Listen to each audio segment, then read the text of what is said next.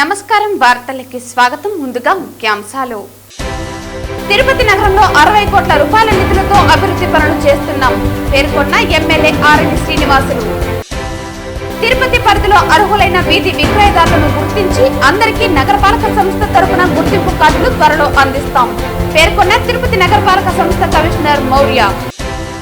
గత 3 సంవత్సరాలుగా కార్మికులకు తీవ్రమైన సమస్యలు ఉన్నాయని, వాటి పట్ల యాజమాన్యం అప్పటి నుంచి పట్టించుకోకుండా నిమ్మకు నీరెత్తినట్లు వ్యవహరిస్తోంది. చెవిలో పువ్వు పంగనామాలతో అర్ధనగ్న ప్రదర్శన నిర్వహించిన స్విమ్స్ కార్మికులు. వార్తల్లోని వివరాలు. ఏడాది కాలంలో నగరంలో 60 కోట్ల రూపాయల నిధులతో అభివృద్ధి పనులు చేస్తున్నామని తిరుపతి ఎమ్మెల్యే ఆర్ఎన్ శ్రీనివాసులు తెలిపారు. ఈ సందర్భంగా ఎమ్మెల్యే మాట్లాడుతూ ఏడాది కాలంగా నగరపాలక సంస్థలో పారదర్శకంగా పాలన అందిస్తున్నామని అన్నారు. గతంలో కార్పొరేషన్పై 150 కోట్ల అప్పుల భారం మోపగా ప్రాధాన్యత క్రమంలో 75 కోట్లు చెల్లించినట్లు ఆయన తెలిపారు. నగర అభివృద్ధికి ఎన్డీఏ కూటమి ప్రభుత్వం కట్టుబడి 60 కోట్లతో వివిధ రకాల పనులు చేపట్టి కొన్ని పూర్తి చేసినట్లు ఆయన తెలిపారు. మిగిలిన పనులు కొనసాగుతున్నట్లు ఆయన పేర్కొన్నారు. రానున్న వర్షాకాలంలో దృష్టిలో ఉంచుకుని డ్రైన్లలో షీల్ట్ తీసి నీరు నిలవకుండా చూస్తామని ఆయన తెలిపారు. కమిషనర్ మౌర్య మాట్లాడుతూ భూగర్భ డ్రైనేజీ సమస్యలు ఎక్కువగా ప్రజల నుంచి వస్తున్నాయని తెలిపారు. నగరంలోని మురికి నీరు తూకివాకం వెళ్లే అవుట్ఫాల్ ఏరియా రేణుగుంట ప్రాంతంలో రోడ్డు మధ్యలో కుంగిపోయిందని ప్రభుత్వం దృష్టికి తీసుకువెళ్లి ఈ సమస్యను పరిష్కరించాలని కోరామని అన్నారు. కేంద్ర ప్రభుత్వం ముందుకు వచ్చి సుమారు 20 కోట్లతో డెమాన్స్ట్రేషన్ ప్రాజెక్టుగా పరిష్కరించేందుకు ఆమోదం తెలిపిందని అన్నారు. డ్రైనేజీ కాలువలు, డ్రైన్స్, సీసీ రోడ్లు, వీధి లైట్లు సమస్యలు ఎదురైతే వెంటనే పరిష్కరించేందుకు కృషి చేస్తామని ఆమె తెలిపారు. ఈ కార్యక్రమంలో నగరపాలక సంస్థ అధికారులు, ప్రజాప్రతినిధులు పాల్గొన్నారు. ఖచ్చితంగా కూడా సుపరిపాలన తొలి అడుగు అనే కార్యక్రమంలో భాగంగా మనం ఈ సంవత్సర కాలంలో చేసిన అభివృద్ధి పనులు దాదాపు చాలా ఉన్నాయి. దాదాపు 50 నుంచి 60 కోట్ల రూపాయల పనులు చేశాం. గత ప్రభుత్వంలో 150 కోట్ల పనులు చేసి అప్పులు పెట్టి వెళ్ళిపోయారు.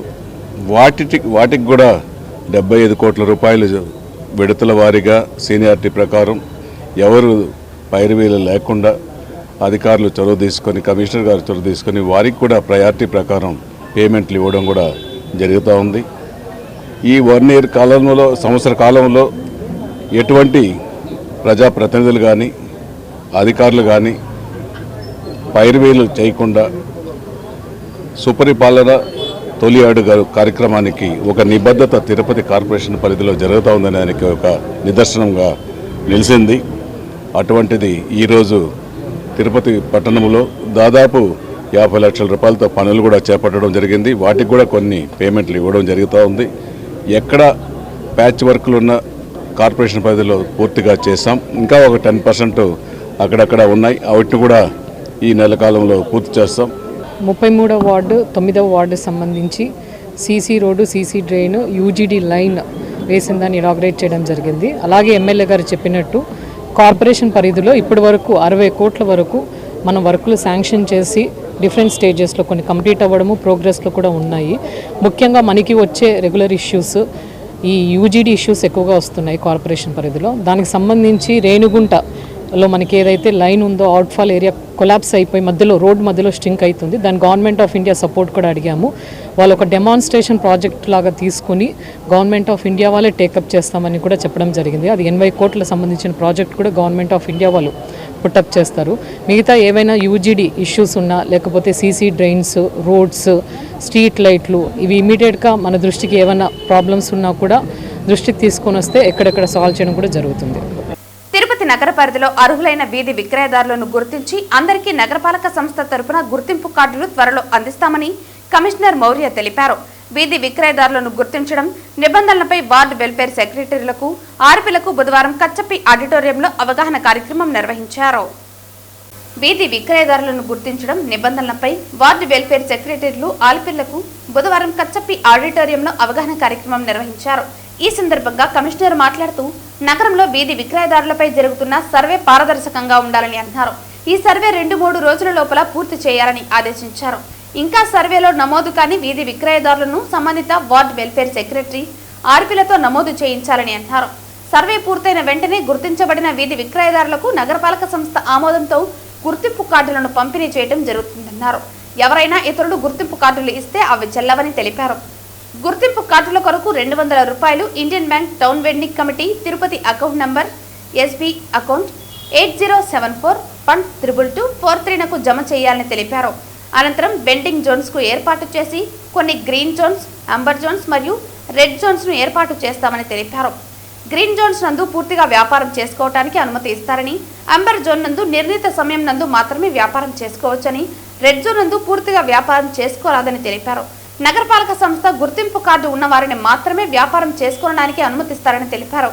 గుర్తింపు పొందిన వీధి విక్రయదారుల నుండి ఎటువంటి రుసుము ఎవరికీ చెల్లించాల్సిన అవసరం లేదన్నారు.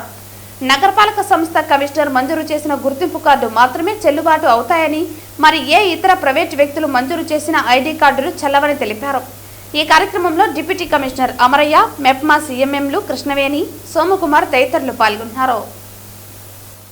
తిరుపతి నగరంలోని మురికినీటి కాలువల్లో చెత్త వేయవద్దని, మీ ఇంటి వద్దకు వచ్చే మా సిబ్బందికి అందించాలని నగరపాలక సంస్థ కమిషనర్ మౌర్య ప్రజలకు పిలుపునిచ్చారు. బుధవారం ఉదయం నగరంలోని 2, 3వ వార్డులలో ప్రజల నుంచి వచ్చిన సమస్యలను అధికారులు, ప్రజాప్రతినిధులతో కలిసి కమిషనర్ పరిశీలించారు. బుధవారం ఉదయం నగరంలోని 2, 3 వార్డుల్లో ప్రజల నుంచి వచ్చిన సమస్యలను అధికారులు, ప్రజాప్రతినిధులతో కలిసి కమిషనర్ పరిశీలించారు. డ్రైనేజీ కాలువల్లో చెత్త ఉండటాన్ని చూసి కాలువలో చెత్తను ఎప్పటికప్పుడు తొలగించాలని సిబ్బందిని ఆదేశించారు.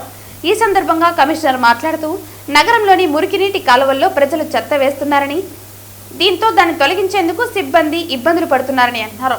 మీ ఇంటి వద్దకు వచ్చే మున్సిపల్ సిబ్బందికి చెత్త ఇచ్చి నగర శుభ్రతకు సహకరించాలని ప్రజలకు పిలుపునిచ్చారు. డ్రైనేజీ కాలువల మరమ్మతులు చేయాలని, వీధి దీపాలు ఏర్పాటు చేయాలని ఇంజనీరింగ్ అధికారులను ఆదేశించారు. తెలుగంగ నీటి పైప్ లైన్ మరమ్మతులు చేసి నీరు వృధా కాకుండా చూడాలన్నారు. ముఖ్యంగా ప్రతిరోజు ఇండ్ల వద్ద చెత్త సేకరణ సక్రమంగా నిర్వహించాలన్నారు. కమిషనర్ వెంట superintendent engineer Shyam Sundar, municipal engineer Tulasi Kumar, health officer doctor Yuva Anvesh తదితర అధికారులు పాల్గొన్నారు. స్విమ్స్ కార్మికుల పోరాటం 7వ రోజుకు చేరుకుంది. ఏడుకొండలవాడ వెంకటరమణ మా మొరను ఆలకించు అంటూ కార్మికుల గోవిందనామ స్మరణ చేస్తూ చెవిలో పువ్వు పెట్టుకుని పంగనామాలతో అర్ధనగ్న ప్రదర్శన పద్మావతి హాస్పిటల్ నుండి ఎన్టీఆర్ విగ్రహం వద్ద కార్మికులు చేస్తున్న దీక్షా శిబిరం వరకు నిర్వహించడం జరిగింది. ఈ కార్యక్రమాన్ని ఉద్దేశించి SVIMS contract workers employees union working president Venugopal, CITU నగర ప్రధాన కార్యదర్శి మాధవ్, హ్యాకర్స్ యూనియన్ కార్యదర్శి బుజ్జి కార్యక్రమాన్ని ఉద్దేశించి ప్రసంగించారు. గత 3 సంవత్సరాలుగా కార్మికులకు తీవ్రమైన సమస్యలు ఉన్నాయని, వాటి పట్ల యాజమాన్యం అప్పటి నుంచి పట్టించుకోకుండా నిమ్మకు నీరెత్తినట్లు వ్యవహరిస్తోందని, ఈ సమస్యలపై పరిష్కారం చేయాలని పదే పదే అధికారుల చుట్టూ తిరిగినా, ప్రదక్షిణలు చేసినా ఏమాత్రం పట్టించుకోవటం లేదని అన్నారు. 2023 డిసెంబర్ 30న స్విమ్స్ డైరెక్టర్ కార్యాలయం ముందు పెద్ద ఎత్తున కార్మికులు సిఐటియు ఆధ్వర్యంలో ధర్నా కార్యక్రమం నిర్వహించిన తర్వాత స్వయంగా స్విమ్స్ డైరెక్టర్ ఉన్నత అధికారులు జరిపిన చర్చలలో రాతపూర్వకంగా కార్మికుల సమస్యలు పరిష్కారం చేస్తామని హామీ ఇచ్చి ఆ హామీని కూడా నేటికి అమలు చేయలేదని అన్నారు. అనేక దఫాలుగా స్విమ్స్ యాజమాన్యంపై సమస్య పరిష్కరించాలని ఒత్తిడి తెచ్చినా మా చేతుల్లో ఏమీ లేదని, మేము అన్ని రికార్డులను టీటీడీ యాజమాన్యానికి పంపించేశామని, టీటీడీనే ఈ సమస్యపై చొరవ చూపాలని అన్నారని తెలిపారు. అయితే టీటీడీ పరిపాలన భవనం ముందు కూడా ధర్నా కార్యక్రమం నిర్వహించి జేఈఓకు సమస్యలతో కూడిన వినతిపత్రం ఇవ్వడం జరిగిందని, అయినా పరిష్కారం కాకపోవడంతో జూన్ 4వ తేదీన సమ్మె నోటీసు ఇచ్చి సమ్మెలోకి పోవాలని నిర్ణయించడం జరిగిందన్నారు. నోటీసు ఇచ్చినా కూడా వెంటనే సమ్మెలోకి పోకుండా 18వ తేదీకి పోవాల్సి ఉన్న చర్చల ద్వారా పరిష్కరించుకుందామని 2 సార్లు డీసీఎల్ కార్యాలయం వద్ద చర్చలు జరిగినా ఒక్క సమస్య అంటే ఒక్కటి కూడా పరిష్కరించని నేపథ్యంలో జూన్ 26వ తేదీన రిలే నిరాహార దీక్షలు ప్రారంభించడం జరిగిందన్నారు. జూన్ 28న జరిగిన డీసీఎల్ కార్యాలయంలో చర్చలలో కూడా ఒక్క సమస్య కూడా పరిష్కారం కాకపోవడంతో జూలై 1వ తేదీ నుంచి ప్రతిరోజు గంటపాటు విధులు బహిష్కరించి నిరసన తెలపడం జరుగుతుందన్నారు. అందులో భాగంగానే ఈ రోజు కార్మికులు వినూత్న రీతిలో చెవిలో పువ్వు, పంగనామాలతో అర్ధనగ్న ప్రదర్శన నిర్వహించడం జరిగిందని తెలిపారు. సమ్మెలోకి పోతే రోగులు అనేకమైన తీవ్ర ఇబ్బందులు ఎదుర్కోవాల్సి వస్తుందని, గంటపాటు విధులు బహిష్కరిస్తేనే అక్కడి నర్సులు, డాక్టర్లు, స్టూడెంట్స్ దగ్గర వార్డు బాయ్స్ చేసే పనులు చేస్తున్నారని, పూర్తిగా పనులు ఆపేసి సమ్మెలోకి వెళితే తీవ్రమైన నష్టం జరుగుతుందని, ఆ నష్టానికి యాజమాన్యమే బాధ్యత వహించాల్సి ఉంటుందన్నారు. 7 రోజులు పూర్తవుతున్న యాజమాన్యం నిర్లక్ష్యంగా ఉండటం సరైన విధానం కాదని, తక్షణం ఈ సమస్యపై టీటీడీ ఈవో దృష్టికి ఈ సమస్యను తీసుకువెళ్లి కార్మికులతో, సిఐటియు నేతలతో చర్చలు జరిపి సమస్యను వెంటనే పరిష్కారం చేయాలని, లేని పక్షంలో జరగబోయేటువంటి పరిణామాలకు యాజమాన్యమే బాధ్యత వహించాలన్నారు. ఈ కార్యక్రమంలో స్విమ్స్ కార్మికులు రవి, సూరి, మారిముత్తు, వెంకటేష్, కోటయ్య తదితరులు పాల్గొన్నారు. రాజమండ్రి వైజాగ్ హైవేపై ఓ హోటల్ తిరుమల శ్రీ వెంకటేశ్వర స్వామి గర్భాలయానికి దగ్గర ఉన్న ఆకృతిలో నిర్మించి అందులో మాంసాహారాన్ని అమ్ముతున్నారని, ఇది హిందువుల మనోభావాలను తుంచేసే పనికి సమానమని, ఇది భక్తుల మీద అవమానమని, పుణ్యక్షేత్రాల ప్రతిరూపాలను వాడే వ్యాపారం చేయడం ఒక విధంగా మత ద్రోహమేనని టీటీడీ తక్షణం నోటీసు జారీ చేసి శాస్త్రీయంగా విచారణ చేసి ఆ నిర్మాణాన్ని తొలగించాలని హిందువులు డిమాండ్ చేశారు. నమస్తే, నా పేరు కిరణ్ కుమార్, సనాతన ధర్మ పరిరక్షణ సమితి అధ్యక్షుడిని. కిరీటి, బజరంగ్ దళ్ మేమంతా కూడా నిన్నటి దినమున ఈవినింగ్ ఒక వార్త చూసాం. రాజమండ్రిలో రాయుడు మిలిటరీ హోటల్ అనే టైటిల్తో అతను పెట్టినటువంటి హోటల్ ఏ విధంగా అయితే ఉందో అది చూసిన తర్వాత చాలా బాధేసింది, చాలా కోపం కూడా వేసింది.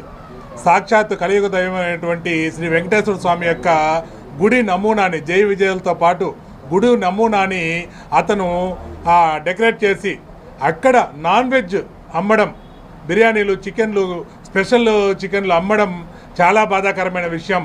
నేను మన టీటీడీ అధికారులను వేడుకుంటున్నా, అయ్యా మనకు టీటీడీకి సంబంధించి ప్రతి చోట ఉద్యోగస్తులు ఉన్నారు, ప్రతి చోట ఆలయం ఉంది. దయచేసి ఎక్కడైనా సరే టీటీడీని కావచ్చు, లేదా ఏదైనా గుడిని కావచ్చు, సనాతన ధర్మాన్ని కావచ్చు, అవహేళన చేస్తూ ఉంటే ఈ టీటీడీ అధికారులు ఎందుకు మౌనంగా ఉన్నారో అర్థం కావడం లేదు. ఆ హోటల్ పెట్టి దాదాపు 3 నెలలు అయింది అని అంటున్నారు. నిన్నటి దినమున ఒక నాయకుడు దీన్ని బయట తీశాడు. ఎంత బాధాకరంగా ఉందంటే అతను హోటల్ యజమాని చెబుతున్నటువంటి తీరు ఏదైతే ఉందో, మా కులదైవము, మా ఇంటి దైవం వెంకటేశ్వర స్వామి, అందుకే మేము గుడి కట్టి అక్కడ హోటల్ పెట్టామన్నాడు. హోటల్ పెట్టు, నీ కులదైవము, నీ దైవం అంటే గుడి కట్టు, లేదా నీ ఆ దేవుడికి సంబంధించిన పటాలు పెట్టుకో. నీ ఎవరైనా సరే గల్లాపెట్టి దగ్గర, ఎలాంటి షాప్ అయినా సరే గల్లాపెట్టి దగ్గర దేవుణ్ణి ఉంచడం అనేది అది సాంప్రదాయంగా వస్తుంది, అదొక ధర్మం కూడా. అలాగని దానిపైన నువ్వు వ్యాపారం చేయాలి అనుకోవడం, ఆ వెంకటేశ్వర స్వామిని అడ్డం పెట్టుకొని వ్యాపారం చేయాలనుకునే నీ నీచ బుద్ధి ఏదైతే ఉందో ఇది ఏమాత్రం సహించరానిది. ఖచ్చితంగా దీన్ని యుద్ధ ప్రాతిపదికన టీటీడీ వారు దాన్ని డెమాలిష్ చేయాలి. అతను వెంటనే అరెస్ట్ చేయాలి. అరెస్ట్ చేయకపోతే ఖచ్చితంగా మేము మహాధర్నా నిరసన కార్యక్రమాలు చేపడతామని తెలియజేస్తున్నాం. ఇక్కడ తను చెప్తున్నది ఏమి చేసుకోకూడదా, మా కులదైవం కదా అని. అయ్యా, కులదైవం వేరు, దైవం వేరు. మీరు చేస్తున్నది అవమానం, అపహాస్యం చేస్తున్నారు సనాతన ధర్మాన్ని. దీనికి కూడా కారణం ఒక విధంగా హిందువులే. తల్లిదండ్రులు నేను వేడుకుంటున్నా, మీ బిడ్డలకి ఇప్పటికైనా సరే సనాతన ధర్మం యొక్క విలువలు, భక్తి, తల్లిదండ్రి యొక్క విలువల్ని బిడ్డలకు చెబుతూ మీరు పెంచాలని ప్రతి హిందూ తల్లిదండ్రులని వేడుకుంటున్నా. తల్లిదండ్రులకి బిడ్డలు చదువు, డబ్బు వీటి మీద తప్పితే సనాతన ధర్మం, దేవుడు ఎలా ఉండాలి, భక్తి అనే ఒక్క విషయం కూడా తల్లిదండ్రులు చెప్పకపోవడం ఈరోజు ఆ హోటల్కి నిదర్శనం. అక్కడికి వెళ్ళి తింటున్న వాళ్ళు 95% ఆ హోటల్ తిన్నవాళ్ళు హిందువులే ఉంటారు. కానీ ఒక్కరికి కూడా బుద్ధికి వాడు ఏమి పెడుతున్నాడా, ఏ ఎంగిలి కూడి పెడుతున్నాడో తిందామని ఉన్నారు తప్పితే, అరే వీడు ఎంత అవమానం చేస్తున్నాడు, ఇది మన గుడే, ఇలాంటి చోట మనం చెయ్యొచ్చా అని హిందువులకు అక్కడ ఆలోచన రాలేదు. రాజమండ్రిలో ఉన్నటువంటి హిందువుల కంటేనే బాధేస్తుంది. ఆ హోటల్ పెట్టి నాన్ వెజ్ అనగానే అక్కడున్న హిందువులు నిజంగా మీ భక్తి, మీ ధర్మం మీద మీకు విలువ ఉన్నా, మీ సనాతన ధర్మం అంటే ఏదైనా కొద్దిగైనా తెలిసి ఉన్నా మీరు దాన్ని డెమాలిష్ చేసేవాళ్ళు. కానీ మీడియాలో వచ్చి ఈ విధంగా పబ్లిక్ అయ్యేంత వరకు మిగతా జనాలకు తెలియదు. ఇప్పటికి మీరు అవును తప్పు కదా అని ఇప్పుడు ఆలోచిస్తున్నారు అని అంటే ఎక్కడ పోతుంది సమాజం, ఏం జరుగుతుంది? భారతీయ హోటల్ అసోసియేషన్ సంబంధించిన వ్యక్తి కూడా ఉన్నారు, మన హిందూ సంఘాలకు సంబంధించి. అతని దృష్టికి తీసుకెళ్ళి దీన్ని ఆ హోటల్ మీద ఖచ్చితంగా చర్యలు తీసుకునే విధంగా మేము చేస్తాం. అదేవిధంగా ఈ హోటల్కి సంబంధించి ఒక్కటే కాదు, ఇది వరకు 10 రోజులు 20 రోజులుగా గుడుల మీద కూడా దాడి జరిగాయి మన తిరుచానూరులో. దీన్ని మన హిందూ సంఘాల దృష్టికి కూడా తీసుకెళ్లడం జరిగింది. దీని మీద ఖచ్చితంగా తిరుమల తిరుపతి దేవస్థానం కానీ, అదేవిధంగా మన హిందూ సంఘాలు కానీ గట్టిగా యాక్షన్ తీసుకునే పరిస్థితి ఉంది. ఇదే విధంగా హిందువుల మీద కానీ, సనాతన ధర్మం మీద కానీ ఎవరైనా దాడి చేస్తే ఎట్టి పరిస్థితుల్లో ఊరుకునేది లేదు. హిందూ చైతన్య వేదిక తరపున గట్టిగా హెచ్చరిస్తున్నాం. ఆలయాలు, సనాతన ధర్మాలని ఖచ్చితంగా మనం పరిరక్షించుకోవాలి. అదేవిధంగా మన సంస్కృతిని ఖచ్చితంగా పిల్లలకు నేర్పాలి. ఎట్టి పరిస్థితుల్లోనూ మన ధర్మం మీద దాడి జరగకుండా చూసుకోవాల్సిన బాధ్యత మనకుంది. జై శ్రీరామ్. అపోలో యాజమాన్యం జరిగిన తప్పును సరిదిద్దుకోకుండా 100 సంవత్సరాల చరిత్ర కలిగిన ప్రభుత్వ ఆసుపత్రిని వ్యాపార సంస్థగా మార్చి పేద బడుగు బలహీన వర్గాల ప్రాణాలతో చెలగాటమాడుతున్నటువంటి సందర్భాన్ని మరియు తన కుమార్తె మరణానికి కారకులైనటువంటి వారిపైన న్యాయపరంగా న్యాయం జరిగేంత వరకు న్యాయ పోరాటం చేస్తానని, అవసరమైతే సుప్రీంకోర్టు దాకైనా వెళ్లడానికి సిద్ధమవుతానని, అపోలో యాజమాన్యం చిత్తూరు నుండి వెళ్లేంత వరకు ప్రజల పక్షాన పోరాటం చేస్తామని చిత్తూరు కోఆపరేటివ్ బ్యాంక్ మాజీ చైర్మన్ షణ్ముగం పేర్కొన్నారు. తన కుమార్తె జిల్లా తెలుగుదేశం పార్టీ మహిళా కార్యదర్శి స్వర్గీయ దుర్గ మరణంపైన ప్రభుత్వం ఏర్పాటు చేసిన ఎక్స్పర్ట్స్ కమిటీ నివేదిక ఎలా ఉందంటే, కట్టి వెరగకూడదు పాము చావకూడదు అన్న సామెత ప్రకారం దుర్గకు తలకు జరిగిన విలక్షణమైన గాయం కేసు నిర్వహణలో ఆసుపత్రి అధికారులు అనేక విధానపరమైన లోపాలు కలిగి ఉన్నాయన్నారు. అయితే పిటిషనర్లు ఆరోపించినట్లు ఆసుపత్రి వైద్యుల తీవ్ర నిర్లక్ష్యం నిరూపించబడలేదని, అలాగే ట్రీట్మెంట్ చేసిన వైద్యురాలు డాక్టర్ సౌమ్య అనుభవ రాహిత్యం వల్ల మరణించి ఉండవచ్చునని అభిప్రాయపడడం జరిగిందన్నారు. నిపుణుల కమిటీ ఆసుపత్రిలో విధానపరమైన లోపాలు ఉంది అంటున్నారు. అలాగే డాక్టర్ సౌమ్య అనుభవ రాహిత్యం వల్ల అంటారు. తన కుమార్తె మరణం మేము ఆరోపించినంత ఆసుపత్రి వైద్యుల నిర్లక్ష్యం లేదని చెబుతారని, దీనిని పట్టి చూస్తే ఇది ఎక్స్పర్ట్స్ కమిటీ ఎలా అవుతుందని అన్నారు. అందుకే ఇది అపోలో యాజమాన్యం మేనేజ్మెంట్ కమిటీ అని అంటున్నారని తెలిపారు. ఈ నివేదిక మీద న్యాయం కొరకు అత్యున్నత న్యాయస్థానం ఆంధ్రప్రదేశ్ హైకోర్టును నేను ఆశ్రయించి ప్రతివాదులుగా 17 మందిని చేర్చి రిట్ పిటిషన్ వేయగా హైకోర్టు తన అభ్యర్థులను స్వీకరించి జస్టిస్ కిరణ్మయ్ కోర్టులో విచారణ జరిపి ప్రభుత్వానికి నోటీసులు జారీ చేసి 15 రోజుల లోపల కౌంటర్ దాఖలు చేయమని అన్నారని తెలిపారు. ఇప్పటికైనా రాష్ట్ర ముఖ్యమంత్రి నారా చంద్రబాబు నాయుడు స్పందించి ప్రభుత్వ ఆసుపత్రిని అపోలో యాజమాన్యం చెర నుండి విముక్తి పరిచి ప్రభుత్వ ఆసుపత్రిని ప్రభుత్వ పరంగానే నడిపించాలని ప్రార్థిస్తున్నామన్నారు. ఈ అపోలో యాజమాన్యం వల్ల పేద ప్రజలు బడుగు బలహీన వర్గాలు మొత్తం నాశనం అవుతున్నారు.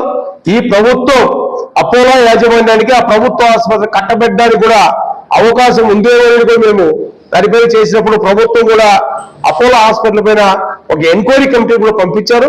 ఆ నివేదిక కూడా ప్రభుత్వం దగ్గర ఉంది. ప్రభుత్వం కూడా దానిపైన చర్యలు తీసుకొని అపోలో యాజమాన్యం యొక్క లైసెన్స్ రద్దు చేస్తానని ఎదురు చూస్తున్నాను. కాబట్టి అపోలో యాజమాన్యం మీరు చేసే 2 మేనేజ్మెంట్లు వ్యవస్థలను మేనేజ్ చేసినా, ఎన్ని రంగాలు మీరు వ్యవస్థలు మేనేజ్ చేసినా, శ్రీ దుర్గ తండ్రి షణ్ముగం అనేటువంటి వ్యక్తి నిరంతరం మీ పైన పోరాటం చేస్తూనే ఉంటాడు. నా కుమార్తె మరణానికి కారకులైన మీరు దోషులుగా నిలబెట్టేంత వరకు రాజీ లేని పోరాటం చేస్తాం. అవసరమైన హైకోర్టులో నాకు న్యాయం జరుగుతుంది చూస్తున్నాం. హైకోర్టులో కూడా న్యాయం జరుగు సుప్రీంకోర్టుకైనా వెళతానే తప్ప మిమ్మల్ని వదిలిపెట్టే ప్రసక్తి లేదు. ఇప్పటికైనా అన్ని రాజకీయ పార్టీలు, ప్రజా సంఘాలు, స్వచ్ఛంద సంఘాలు మీరందరూ కూడా అపోలో హాస్పిటల్ నుండి చెర నుండి ప్రభుత్వ ఆసుపత్రిని కాపాడుకోవడానికి ప్రజలందరూ కూడా ముందుకు రావాలి. ఈ విషయంపై నిగ్గు తేల్చేంత వరకు ఎవరైతే ఈ మెడికల్ ఎక్స్పర్ట్స్ కమిటీ ఉందో ఈ కమిటీ కూడా హైకోర్టు న్యాయస్థానంలో సమాధానం చెప్పాల్సి ఉంది. విధానపరమైన లోపాలు ఉందంటారు, డాక్టర్ నెగ్లిజెన్సీ ఉందంటారు, అరవై లేదంటారు. ఫైనల్ గా వచ్చి రిపోర్ట్ లో మేము పెట్టిన పిటిషన్ లో ప్రూవ్ కాలేదంటారు. ఇది ఎక్కడ న్యాయం అంటే నాకు అర్థం కాని వ్యవహారం. ఏ చదువుకుని సామాన్యమైనటువంటి ప్రజలు, ఒక సామాన్యమైన సగటు మనిషి ఈ రిపోర్టును చదివితే ఎంతటి అన్యాయం జరుగుతా ఉందో, అపోలో యాజమాన్యం ఈ వ్యవస్థను ఏ రకంగా మేనేజ్ చేస్తా ఉందో ఇవన్నీ కూడా నిగ్గు తేల్చాల్సిన అవసరం ఉంది. నిగ్గు తేలుస్తాను. ప్రజాక్షేత్రంలో, కోర్టులో, న్యాయస్థానం ముందా వీళ్ళందరూ దోషులుగా నిలబెడతారని కూడా పత్రికా ముఖంగా విజ్ఞప్తి చేస్తుంది. ప్రముఖ మృదంగ విద్వాంసులు తిరుపతి మృదంగం సుధాకర్ ఉద్యోగ విరమణ సన్మాన వేడుకలు అట్టహాసంగా జరిగాయి. తిరుపతి శ్రీ వెంకటేశ్వర సంగీత నృత్య కళాశాలలో మృదంగ విభాగ అధిపతిగాను, ప్రిన్సిపల్ గాను సేవలందించి అనేక మంది శిష్య ప్రశిష్య పరంపరను సంగీత ప్రపంచానికి అందించిన తిరుపతి మృదంగం సుధాకర్ ఉద్యోగ విరమణ చేశారు. మంగళవారం ఉదయం నుండి రాత్రి వరకు తిరుపతి మహతి కళాక్షేత్రం వేదికగా నిర్వహించిన తిరుపతి మృదంగం సుధాకర్ సన్మాన కార్యక్రమానికి అనేక మంది శిష్యులు, సహాధ్యాపకులు, టీటీడీ అధికారులు, అభిమానులు విచ్చేసి ఘనంగా సన్మానించారు. ఈ సందర్భంగా శ్రీ వెంకటేశ్వర సంగీత నృత్య కళాశాల విద్యార్థులచే నిర్వహించిన కార్యక్రమాలు ఆహుతులను అలరించాయి. 41 సంవత్సరాల పాటు శ్రీ వెంకటేశ్వర సంగీత నృత్య కళాశాలలో సుదీర్ఘ సేవలందించిన తిరుపతి మృదంగం సుధాకర్ వృత్తిపరంగా విశ్రాంతి పొందిన ప్రవృత్తిపరంగా సంగీతానికి సేవలు అందించాలని, వారికి ఆయుర ఆరోగ్యాలు, శక్తిని శ్రీ వెంకటేశ్వర స్వామి వారు ప్రసాదించాలని భక్తులు ఆకాంక్షించారు. ఈ సందర్భంగా city cable, Krishna Teja channel news బృందం తిరుపతి మృదంగం సుధాకర్ ను ఘనంగా సత్కరించింది. తిరుపతికి చెందిన శతావధాని ప్రవచనకర్త ఉప్పలదడియం భరత్ శర్మ ప్రశంసా పద్యాలతో తిరుపతి మృదంగం సుధాకర్ సంగీతానికి అందించిన సేవలను కొనియాడారు. ఈ సందర్భంగా శ్రీ వెంకటేశ్వర సంగీత నృత్య కళాశాల పూర్వపు principal doctor YVS Padmavathi Tirupati mridangam సుధాకర్తో వారికున్న అనుబంధాన్ని పంచుకున్నారు. ఈరోజు తిరుపతి మృదంగం సునాద సుధాకర్ గారు రిటైర్మెంట్ సందర్భంగా ఈరోజు మహతి ఆడిటోరియంకి వచ్చాము. మేము 1984 నుంచి అందరం ఒకేసారి జాయిన్ అయ్యాము ఉద్యోగంలో. అలా మేము 14 మంది అందరం కలిసి ఎంతో చక్కగా సంగీత సాధన చేస్తూ ఎన్నో ప్రోగ్రామ్స్కి వారు వాయిస్తూ మృదంగం, చల్లా ప్రభావతి గారు వైలన్ను, మృదంగం సుధాకర్ గారు ఇలాగే ఎంతోమంది వచ్చారు. మేమందరం కలిసి ఒక కుటుంబ సభ్యుల్లాగా మన శ్రీ వెంకటేశ్వర సంగీత నృత్య కళాశాలలో ఎన్నో ప్రోగ్రామ్స్ ఇవ్వడం జరిగింది. వారి రిటైర్మెంట్ సందర్భంగా వచ్చాము. వారు ఎంతో ఇలాగే వారి కుటుంబము వారు అంతా కూడా ఇలాగే సంగీత సేవలో స్వామి అనుగ్రహాన్ని పొందాలని మరీ స్వామిని ప్రార్థన చేస్తున్నాం. ఓం నమో వెంకటేశాయ. తిరుపతిలో చిరుత హల్చల్ చేసింది. అరవింద ఐ ఆసుపత్రి వద్ద చిరుత యువకుల కంటపడింది. యువకులు చిరుతను మొబైల్లో వీడియో తీశారు. యువకులు చిరుతను అటవీ ప్రాంతంలోకి తరిమే ప్రయత్నం చేశారు. లైటింగ్ కు చిరుత అటవీ ప్రాంతంలోకి వెళ్లిపోయింది. తిరుపతిలో చిరుత హల్చల్ చేసింది. అరవింద ఐ ఆసుపత్రి వద్ద చిరుత యువకుల కంటపడింది. చిరుతను మొబైల్లో వీడియో తీశారు యువకులు. చిరుతను అటవీ ప్రాంతంలోకి తరిమే ప్రయత్నం చేశారు. ఆటో లైటింగ్ కు అటవీ ప్రాంతంలోకి చిరుత వెళ్లిపోయింది.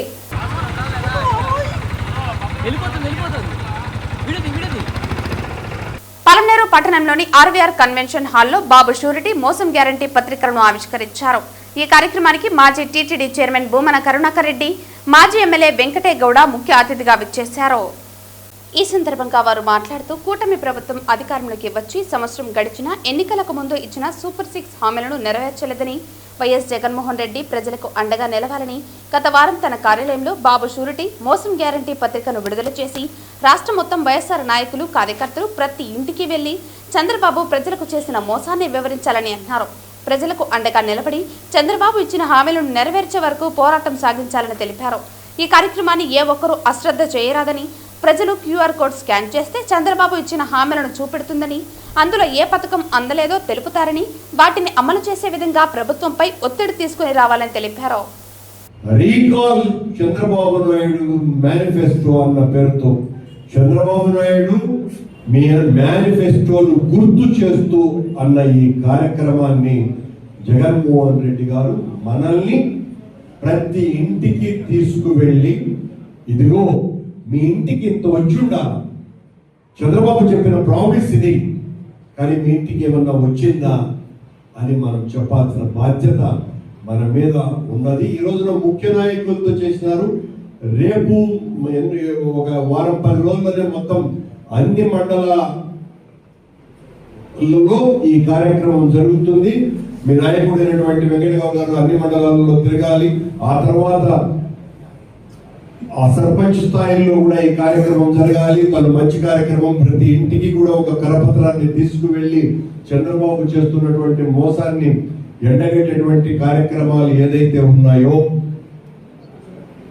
జగనన్న చేసిన మంచి, చంద్రబాబు పవన్ కళ్యాణ్లు చేసినటువంటి మోసమే కాదు, ద్రోహం, పచ్చి దగ, వంచన, దీన్ని మనం అందరం కూడా ప్రజల్లోకి తీసుకువెళ్దాం. మీకందరికీ కూడా ఇప్పుడు మనం ఒక ఆవిష్కరించిన మా క్యూఆర్ కోడ్ ని మీ ఫోన్లతోనే దాన్ని డౌన్లోడ్ చేసుకోవచ్చును. అందులో 6-7 ముఖ్యమైనటువంటివి మనం బయటకు వస్తాయి.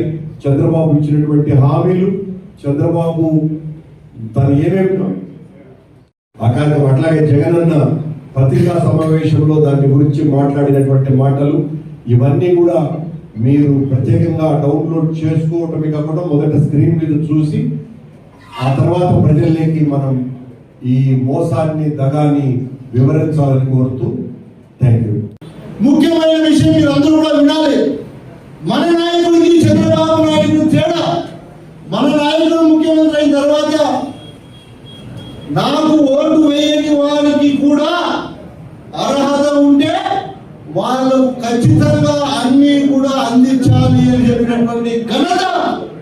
నాయకుడు జగన్మోహన్ రెడ్డి గారు తెలంగాణలో వచ్చిన తర్వాత ఒక ముఖ్యమంత్రి స్థాయిలో ఉండి ఆయన మాట్లాడాల్సినటువంటి మాటలు కాదని మా పార్టీకి ఓటు వేసే వాళ్ళకి మేము ప్రియారిటీ ఇస్తాం, మా పార్టీ ఓట్లు వేసే వాళ్ళకి మేము పని చేస్తాం, వేరే పార్టీకి ఓట్లు వేసే వాళ్ళకి ఎందుకు మేము పని చేయాలని మాట్లాడటం ఎంత విడ్డూరంగా ఒక ముఖ్యమంత్రి స్థాయిలో ఉన్నటువంటి వ్యక్తి ఇలా మాట్లాడటం కరెక్ట్ కాదని ప్రజలందరూ కూడా గమనిస్తున్నారు. కాకపోతే ప్రజల చేతిలో ఇప్పుడు ఏమి చేయడానికి లేదు కాబట్టి వేచి చూస్తున్నారు అనేది నా ఆలోచన. ఎందుకంటే ఇప్పుడు ఏమి ఎన్నికలు రావు, ఎన్నికల కోసం ప్రజలను చూస్తూ ఉన్నారు. ఎన్నికలు రావాలంటే కేంద్రంలో మొన్నటి మొన్న ప్రహ్లాద్ జోషి గారు కేంద్ర మంత్రి ఏదో 2027లోనే ఎన్నికలు వస్తాయి, జమిలీ ఎన్నికలు అంటున్నారు. చెప్పలే, వస్తే చంద్రబాబు నాయుడు గారు ఓటేసినటువంటి వ్యక్తులకే పనిచేస్తున్నాడు కాబట్టి మిగిలినటువంటి వ్యక్తులు ఏం చేయాలో చేసి చూపిస్తారని చంద్రబాబు నాయుడు గారికి తెలియజేస్తా ఉన్నారు. వార్తలు ముగించే ముందు ముఖ్యాంశాలు మరోసారి.